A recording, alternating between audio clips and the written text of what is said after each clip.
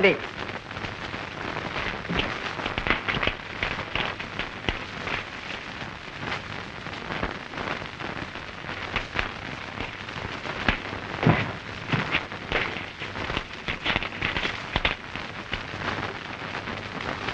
Here, start immediately.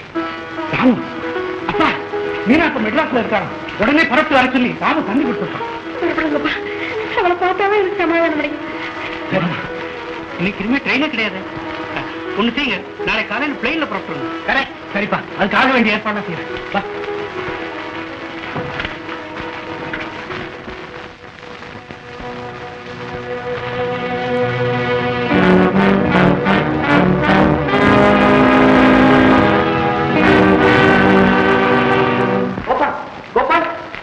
இருக்கிற இடம் தெரிஞ்சு போச்சு.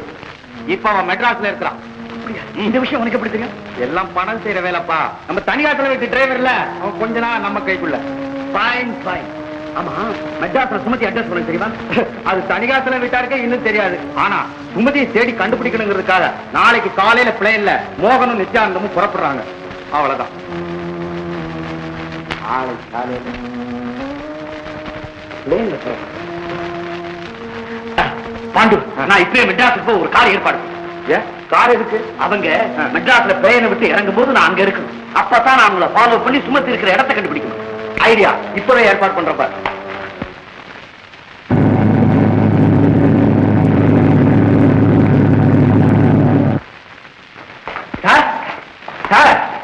ஐயா, வாங்க வாங்க வாங்க.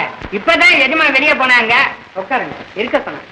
ஆமா, அந்த ராமுவும் சோமும் அங்க அவங்க 3 பேர் இப்பதான் வெளியே போனாங்க. வந்துருவாங்க. பாப்பா மோகன், வா வா வா. நித்யானந்தா, வா. மீனாவை பத்தி சில விஷயங்கள் தெரிஞ்சுக்கிறதுக்காக நாங்க வெளியே போயிருந்தோம்.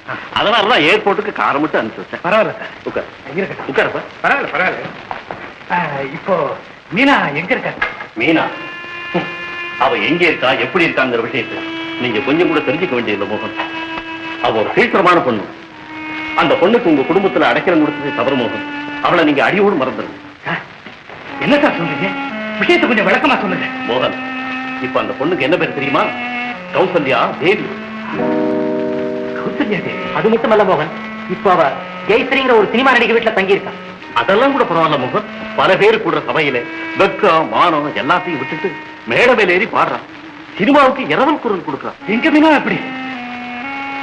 என்னால் நம்பவே முடியல. அட நீ வேற, நான் எத்தனையோ மர்ம கதைகள்லாம் படிச்சிருக்கேன், எழுதி இருக்கேன். இருந்தாலும் ஒரு பெண்ணுடைய வாழ்க்கையில இவ்வளவு மர்மங்கள் அடங்கி இருக்குங்கிறத என்னால கூட நம்பவே முடியலையே. என்னோட குழப்பங்கள்லாம் சேரணும்னா நான் உடனே மீனாவை நேர்ல பார்த்தாங்க. வேற எதுக்காக இல்லாட்டியும் அவளுக்காக எங்க அப்பா போலீஸ்ல ஜாமீன் கொடுத்திருக்காரு. அதுக்காக வேண்டியாவது அவளை பார்த்து உடனே ஊருக்கு கூட்டி போயாங்க. இந்த விஷயமே எனக்கு தெரியாது. இப்போ மெஜஸ்டிக் ஸ்டுடியோக்கு ரெக்கார்டிங் போயிருக்கா. வாங்க இங்க போய் பாருங்க. நீங்க இங்கே இருக்க.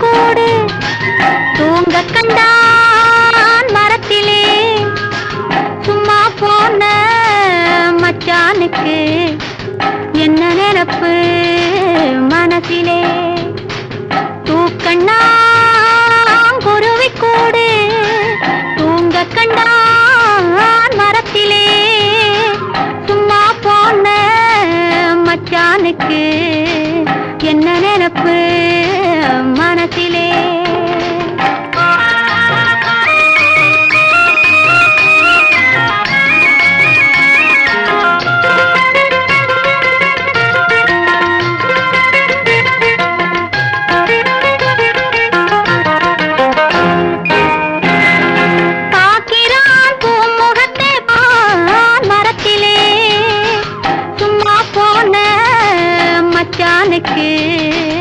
என்ன நினப்பு மனசிலே.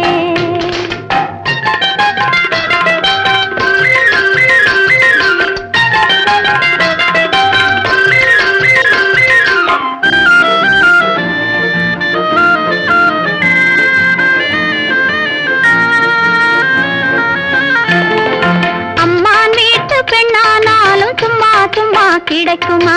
அரிசி பருப்பு சீறு சென்னத்தி அள்ளி கொடுக்க வேண்டாமா?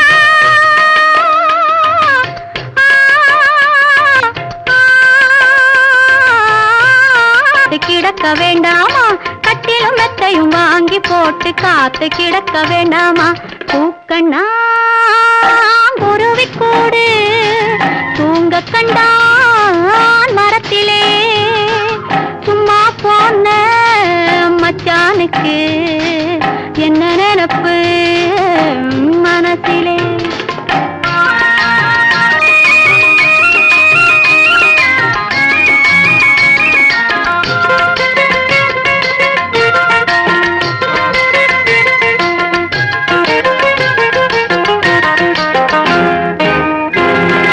கூரை குடிசை நடுவிலே அந்த படிக்காட்டு ஆனானப்பட்ட ராஜா கூட மயங்கணும் கேட்டு. ஆனானப்பட்ட ராஜா கூட மயங்கணும் கேட்டு. அதை விட்டு தூக்கண்ணா குருவி கூடு தூங்க கண்டான் மரத்திலே. சும்மா போன மச்சானுக்கு என்ன நினப்பு மனசிலே.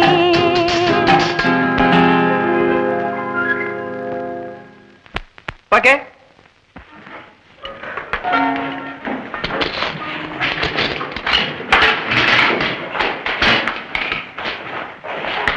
Kausalya, it's wonderful.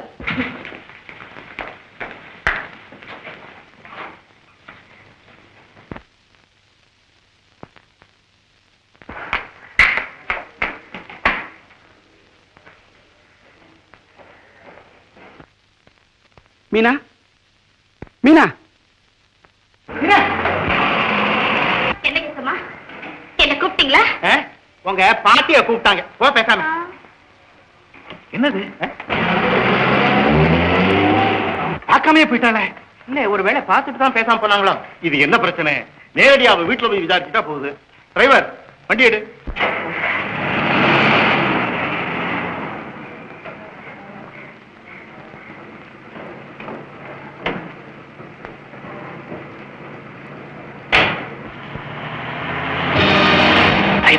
அந்த காரை ஃபாலோ பண்ணு.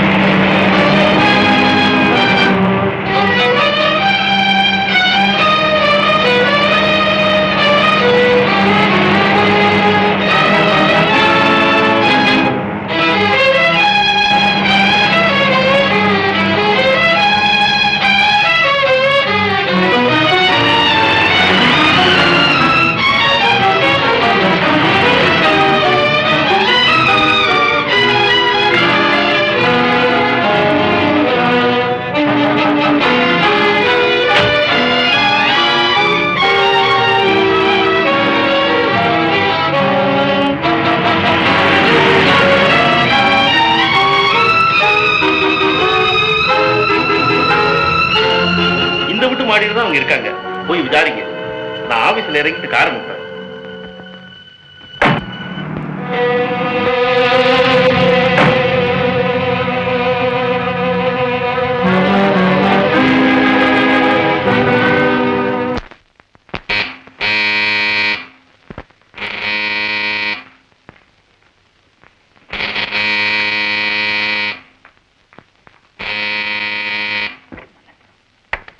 வணக்கம். வணக்கம்.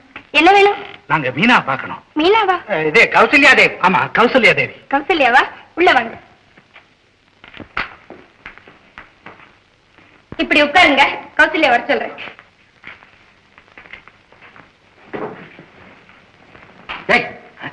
மீனான்னு பேர சொல்லி காரியத்தை கெடுக்க பாத்திய. சரி சரி, இனிமே நீ கெடுக்காத, சும்மா இரு. வணக்கம். யார் நீங்க? என்னது, எங்களே யாருன்னு கேக்குற? வேற யாரு கேக்குறது? நீங்க தானே வந்திருக்கீங்க. நாங்க யாருன்னு உண்மையாக உனக்கு தெரியாது? சாரி, நான் எதையுமே சுலபமா மறக்கிறது இல்லை. ஆனா உங்களை இதுக்கு முன்னால் எங்கேயுமே பார்த்ததா எனக்கு நினைவில்லையே.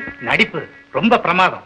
நீ சினிமாவிலையும் நடிக்க ஆரம்பிச்சுட்டா ரொம்ப சீக்கிரம் பெரிய ஸ்டார் ஆயிடுவேன். Shut up. யாருக்கிட்ட என்ன பேசுவாங்கிறத நிதானிச்சு பேசுங்க. நீங்க யாரு, வந்த விஷயம் என்ன? அப்ப அந்த சொக்கலிங்க சொன்னதெல்லாம் உண்மைதான். ஒண்ணுமே தெரியாது போல பாவனை செய்யறதுல அர்த்தம் இல்ல மீனா. மீனாவா? யாரு மீனா? என்ன சொல்றீங்க? மீனா, நீ வேணுமா பேரை மாத்தி வச்சுக்கலாம், ஆனா ஆளை மாத்த முடியாது. மீனா, எதுக்காக நீ இப்படி எல்லாம் வேஷம் போடுறேன்னு எங்களுக்கு தெரியும். நீ பயப்படுற மாதிரி மாத்தாண்ட கொலை செய்யப்படல, அவன் உயிரோட இருக்கான். இந்த பாரு, பேசாம இந்த வேஷம் தொழில் எல்லாத்தையும் விட்டுட்டு பயப்படாம எங்க கூட வீட்டுக்கு வந்துடு. உனக்கு எந்த கெடுதலும் வராது. அம்மா ஒன்னே நினைச்சு ஏங்கிட்டு இருக்காங்க மீனா. நீங்க யாருன்னு இப்பதான் புரியுது. கீழ்பாக்கம் போக வேண்டியவங்க வழிதவர் இங்க வந்துட்டீங்க. உங்களோட பேசிட்டு இருக்க எனக்கு நேரம் இல்ல, போயிட்டு வாங்க. மீனா, வேடிக்கைக்கு இது நேரம் இல்ல. கோர்ட் விசாரணைக்கு இன்னும் 15 நாள் தான் இருக்கு. ஜாமீனை புறக்கணிச்சுட்டு நீ ஓடி வந்தது சட்டவிரோதமான காரியம். போலீசார் உன் மேல அரெஸ்ட் வாரண்ட் பிறப்பிச்சிருக்காங்க. மிஸ்டர், இனிமே என்னால பொறுமையா இருக்க முடியாது. Get out. மீனா, எதை மறந்தவங்களுக்கு வாழ்வு உண்டு, நன்றியை மறந்தவங்களுக்கு வாழ்வே கிடையாது. ரயில்ல விழுந்து தாக இருந்த உன்னை காப்பாத்தி அடைக்கலம் கொடுத்து சொந்த பெண் போல பாதுகாத்த எங்களையா கிடவுன்னு சொல்றேன். மிஸ்டர், நான் தற்கொலை முயற்சியில் ஈடுபட்டதும் இல்ல, உங்களை போல பைத்தியக்கார கும்பல் அடைக்கலம் போததும் இல்ல. மரியாதையா போடுங்க. போறோம், ஆனா திரும்பவும் வருவோம். நாங்க மட்டும் இல்லை, போலீஸோட. நீங்க உடனே இங்க இருந்து போறேன்னா நானே போலீஸ் கூப்பிட வேண்டி வரும். உனக்கு அவ்வளவு துணிச்சல் வந்துருச்சா? உன்னை போலீஸ்ல ஒப்படைச்சாதான் உனக்கு புத்தி வரும். நித்யானந்த், வா போலாம்.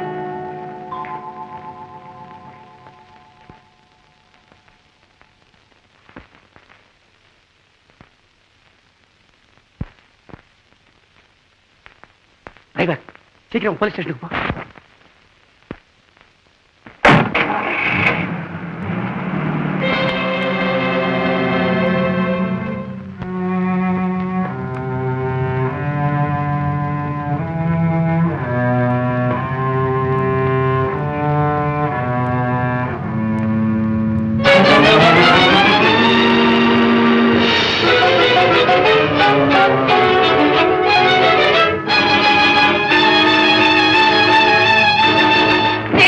என்ன கௌசல்யா, என்ன நடந்தது?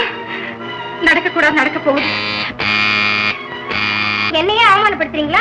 இங்க சுமதிங்கிற பேர்ல யாருமே கிடையாது. நீங்க மரியாதையா வெளியே போலாம். நான் வெளியே போகத்தான் போறேன். ஆனா அதுக்கு முன்னால என் ஒய்ஃப் சுமதி இங்க வர சொன்னீங்கன்னா நான் அவளுக்கு கையை கொத்துட்டு ஜாலியா வெளியே போயிடுவோம். உங்களுக்கு ஒரு பாரம் குறையும். என்ன இது? இங்க சுமதியும் கிடையாது, உங்க ஒய்ஃபும் கிடையாது. மரியாதையா இப்ப எழுந்து போறீங்களா இல்ல? அந்த உருட்டல் மிரட்டெல்லாம் நம்ம கிட்ட நடக்காதம்மா. பெண்கள் கொஞ்சினா பிடிக்கும், கெஞ்சினாலும் எனக்கு பிடிக்கும். ஆனா இப்படி கோவப்பட்டா நானும் ஒரு மாதிரி. முனுசாமி, என்னம்மா கூப்பிட்டீங்களா? ஐயாவுக்கு வெளியில போறதுக்கு வழியே தெரியலையா? கொஞ்சம் என்ன வழி எங்க இருக்கு தெரியல. என்ன அவமானப்படுத்தினவங்க யாருமே மானமா வாழ்ந்தது. நீ ரெடி பாவை காமிச்சுக்கணும். பழிக்கு பழி. Good bye. போயாச்சு போயாச்சு. ஆனா அவன் சொன்ன வார்த்தைகளை கேட்டா அவன் இதோட போயிடுவான்னு எனக்கு தோணல. அது எனக்கு தெரியும். ஜெயஸ்ரீ, இப்ப என்ன செய்யறது? இந்த ஆபத்துல இருந்து நான் எப்படி தப்பிக்கிறது? அதுதான் நான் யோசிக்கிறேன். சரி வா சொல்றேன். நீ ஒண்ணும் கவலைப்படாத. அந்த கிராமத்துல எங்க அத்தை வீடு இருக்கு. அங்க போய் 2 மாசம் தலைமுறை வேறு. சரி ஜெயஸ்ரீ, புறப்பட்டு ஸ்டேஷனுக்கு போல.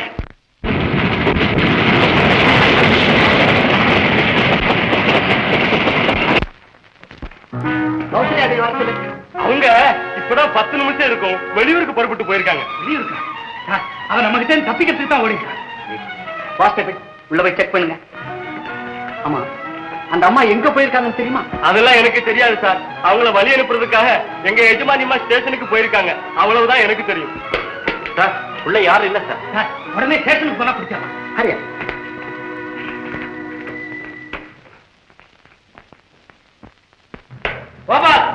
இப்படி ஏமாந்துருவேன்னு நாங்க நினைக்கவே இல்லப்பா. கை கட்டினத வாய் கட்டாலும் செய்துட்டியாப்பா. நான் என்னப்பா செய்யறது? ரயில்ல பிரயாணம் பண்றதா எனக்கு போக்கு காட்டி மறுபக்கமா அங்கே இறங்கிட்டா போல இருக்குது. நீ ராத்திரி எல்லாம் ட்ரெயின்ல தூங்கிட்டு இருந்த போல இருக்கு. கோபால், இப்ப நீ அவளை தேடிட்டு இருக்கேன்னு அவளுக்கு நல்லா புரிஞ்சு போச்சு. அவ ரொம்ப சுதாரிச்சுக்கிறவா. இனிமே தலைய கொஞ்சம் கூட வெளியே காட்ட மாட்டா. ஆமா, அதான்ப்பா எனக்கும் கவலையா இருக்கு. இனிமே அவளை எங்க கண்டுபிடிக்கிறது?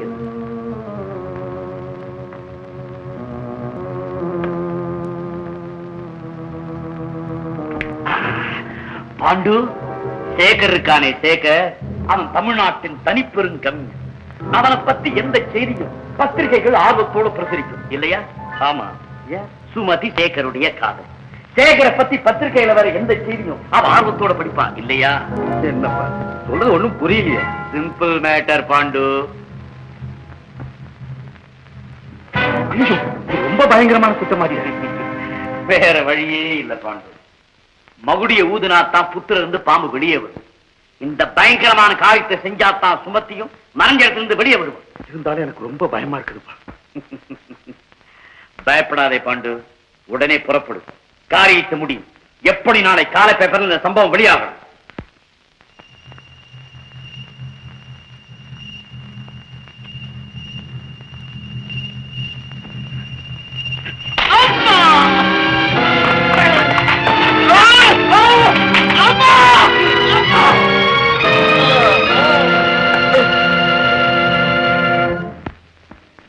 பிரபல கவிஞர் சேகர் தாக்கப்பட்டார். குண்டர்களின் வெறித்தையில் நிலைமை கவலைக்கிடமாக இருக்கிறது. அம்மா, அம்மா, அம்மா, என்னம்மா இது? அம்மா, நான் உடனே திருச்சிக்கு போகணும்மா. ஏம்மா, கொஞ்ச நாள் தங்கிட்டு போகலான்ற முடிவுல வந்தா இப்ப திடீர்னு புறப்படுறிய? உண்மைதாம்மா, அந்த முடிவு பத்தி எனக்கு இப்ப நேரம் இல்லை. நான் உடனே போயாகணும். வரேம்மா, நான் போயிட்டு வரேன். சரிம்மா. சுமதி, சுமதி, சுமதி, சுமதி, சுமதி, பாடு, பாடு, பாடு.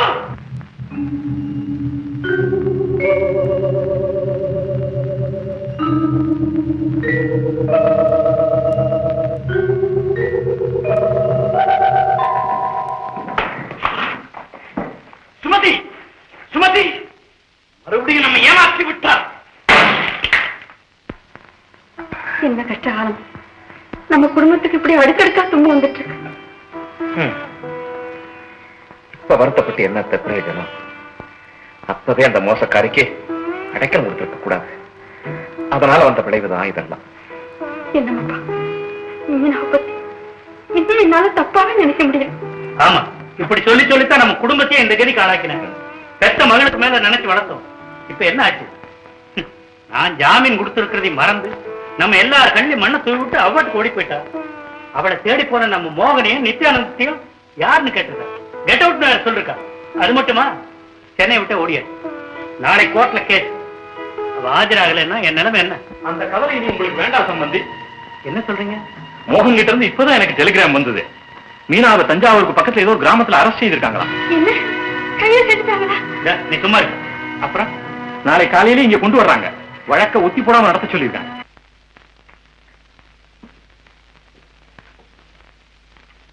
சர்வ வல்லமை உள்ள தெய்வத்திற்கு முன்பாக நான் சொல்வதெல்லாம் உண்மை, சத்தியம். உங்களுக்கும் குற்றவாளிக்கும் எப்போது விவாகம் நடந்தது? போன வருடம் ஜனவரி 16ஆம் தேதி. ஆதாரங்கள்? பெண்ணை பெற்றவர்கள், சுற்றத்தார், எங்கள் திருமண அழைப்பிதழ், மன வாழ்க்கையில் நாங்கள் இருவரும் சேர்ந்து எடுத்துக்கொண்ட புகைப்படங்கள். குற்றவாளி உங்கள் வீட்டை விட்டு எப்பொழுது வெளியேறினார்?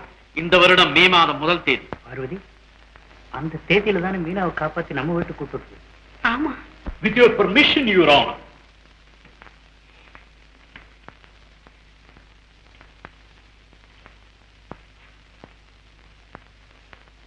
You are Mr. Gopal, isn't it? Yes, yes. I see.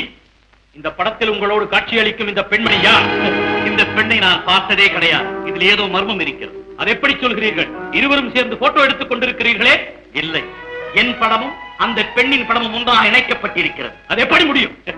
புகைப்பட கலையில் இதெல்லாம் சர்வசாதாரணமாக செய்து முடிக்கக்கூடிய விஷயம்.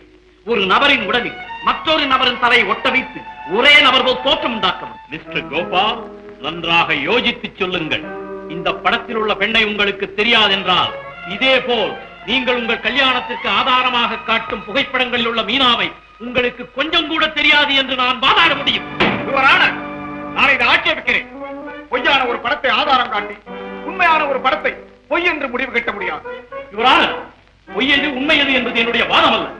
ஒரு புகைப்படத்தை நம்பி மட்டும் உண்மையை நிர்ணயிக்க முடியாது என்பதுதான் என்னுடைய வாதம்.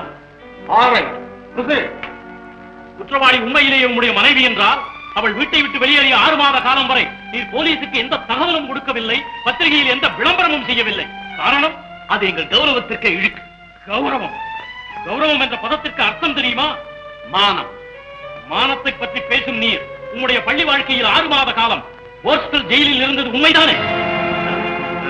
உண்மையை கூற தவறினால் போஸ்டல் ஜெயில் அதிகாரிகளை இங்கு அழைக்க நேரிடும். ஆமா, நான் சிறு வயது போஸ்டல் ஜெயிலில் இருந்தது உண்மை.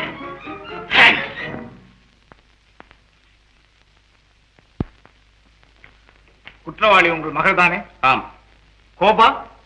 அவன் என் மகளை மணந்த கணவன், என் மருமக பிள்ளை. உங்களுடைய தொழில்? நான் கும்பகோணம் அரசாங்க ஆஸ்பத்திரியை சேர்ந்த லேடி டாக்டர். 7 வருஷங்களாகத்தான் நான் அங்கு பணிபுரிகிறேன்.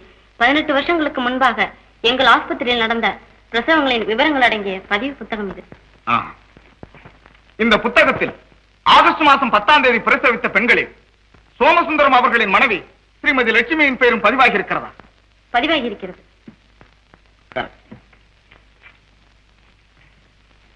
அவர்களுக்கு என்ன குழந்தை பிறந்தது என்று நீங்கள் சொல்ல முடியுமா? ஆண் குழந்தை, அதுவும் 2 பிறந்திருக்கிறது. குற்றவாளிக்கு 2வது கல்யாணத்திற்கு வேண்டிய சடங்குகள் செய்தவர் நீங்க தானே? அதுல என்ன சந்தேகம்? சாத் நானே தான். பொய், அத்தனை பொய், பொய். Order, order. குற்றச்சாட்டுகளை மறுக்க உங்களுக்கு தனியாக வாய்ப்பு கொடுக்கப்படும். அதுவரை நீங்கள் பொறுமையாக இருக்க வேண்டும். போலீசார் சமயத்தில் வந்து தடை செய்திராவிட்டால் குற்றவாளிக்கும் சேகருக்கும் கல்யாணம் நடந்திருக்கும் இல்லையா? பேஷா நடந்திருக்கும். என்னுடைய கேரியர்லயே இது ஒரு கல்யாணம் தான். தடை எடுத்து போங்க.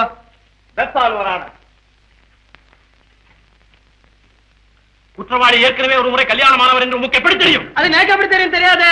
அப்படி இருக்க 2வது கல்யாண சடங்குகளை நீர்தான் செய்தீர் என்று எப்படி சொல்ல முடியும்? ஆமா ஆமா சொல்ல முடியாது. தேங்க்ஸ். பிராசிகியூஷன் தரப்பு முதல் சாட்சியான கோபால் சொல்லியபடி நீங்கள் அவருடைய மனைவிதானா?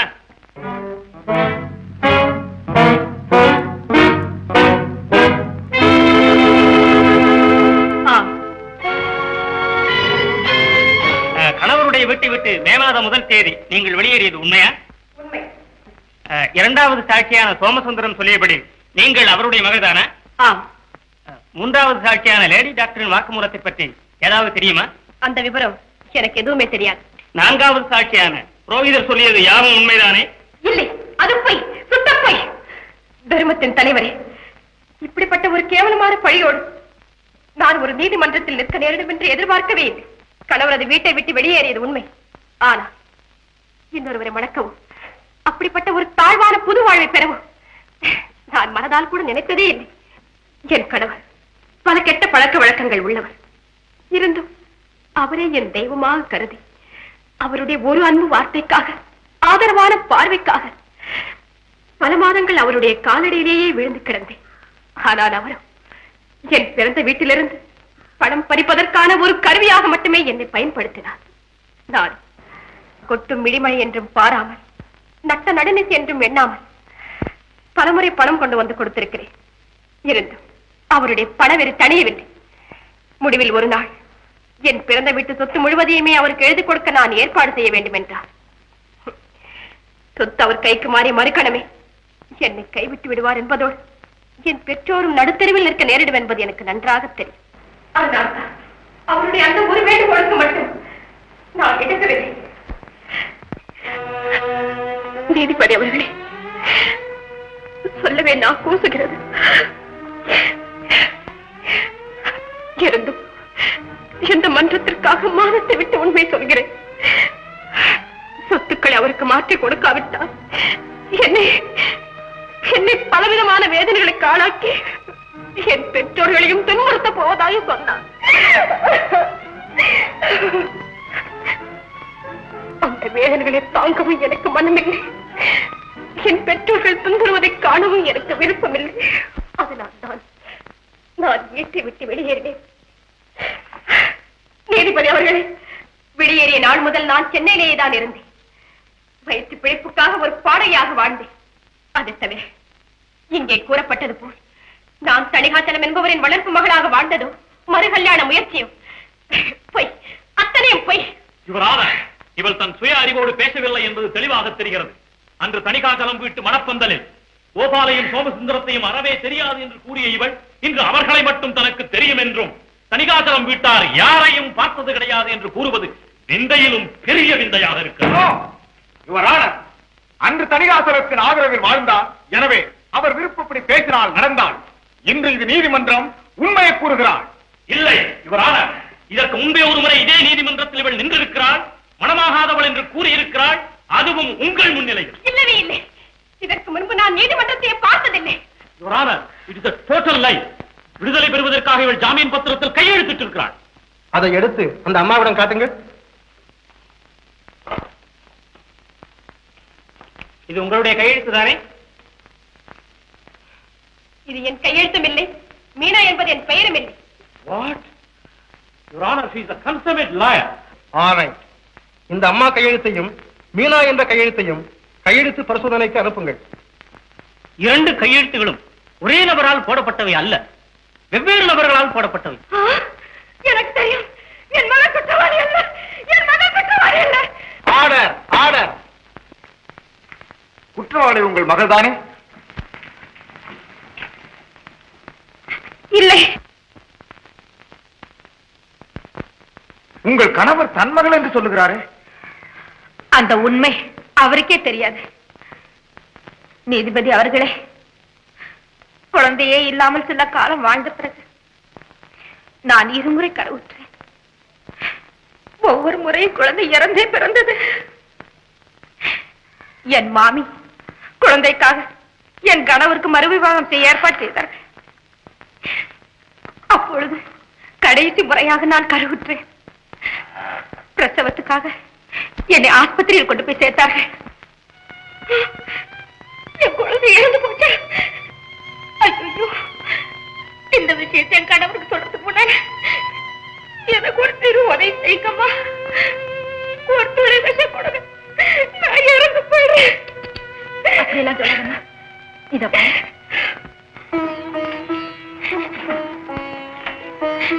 இந்த குழந்தை யாரோடையதம்மா? இவருடைய ஒன்னூட்ட சகோதரோட குழந்தை. ஆமாம்மா. பாவம், அவ ரொம்ப ஏழை. அவகிட்ட உன்னை பத்தி சொல்லி இருந்தேன். 2 நாளைக்கு முன்னாடிதான் ரெட்ட குழந்தை பிறந்தது. அதுல இந்த குழந்தைய உனக்கு பரிசா கொடுத்தா.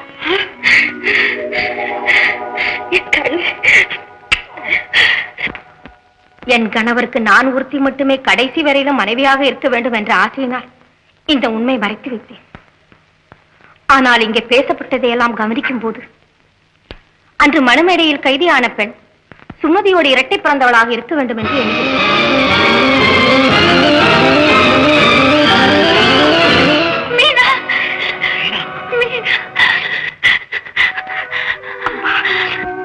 இந்த பெண் தற்கொலை முயற்சியில் ஈடுபட்டாள். Your Honor, இந்த வழக்கு இவ்வளவு சுலபமாக தெளிவடையும் என்று நான் கொஞ்சமும் எதிர்பார்க்கவில்லை.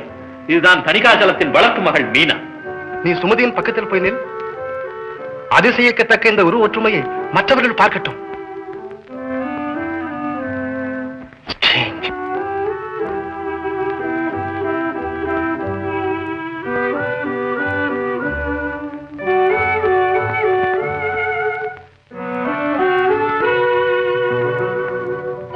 சகோதரி. சகோதரியா? நாம் இரட்டையர்கள், பிறப்பிலேயே பிரிக்கப்பட்டவர்கள். உன்னை நான் என்று கருதி உன் மீது இந்த வழக்கு தொடர்ந்திருக்கிறார்கள். என்னை நீ என்று கருதி இங்கே கொண்டு வந்து நிறுத்திருக்கிறார்கள். இந்த வழக்கை கோபால் வாபஸ் வாங்கிக் கொள்ள விரும்புகிறார். Besides, Your Honor, மீனாவின் தற்கொலை முயற்சிக்கும் இந்த விசித்திரமான குழப்பமே காரணமாயிருப்பதால் அவளை மன்னித்து விடுதலை செய்ய வேண்டுகிறேன். கோர்ட்டார் சம்மதித்து 2 குற்றப்பத்திரிகைகளையும் தள்ளுபடி செய்கிறேன். மீனா சிறுவயதினர் என்பதாலும் குழப்பங்கள் தீர்ந்த நிலையில் இனி அவரது வாழ்வு செம்மைப்படும் என்று கருதுவதாலும் அவரை மன்னிக்கிறேன். ஐ அட்மிட் மீனா.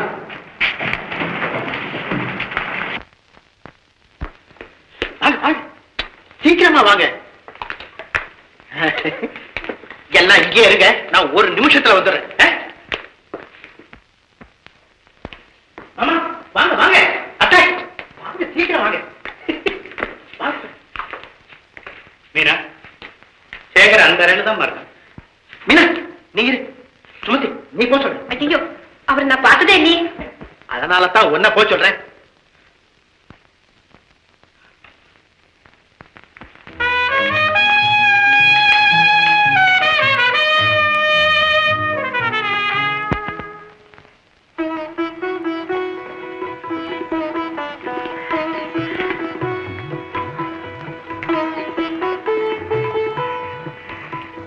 மீனா, என்ன மன்னிச்சிட மீனா, மன்னிச்சிட.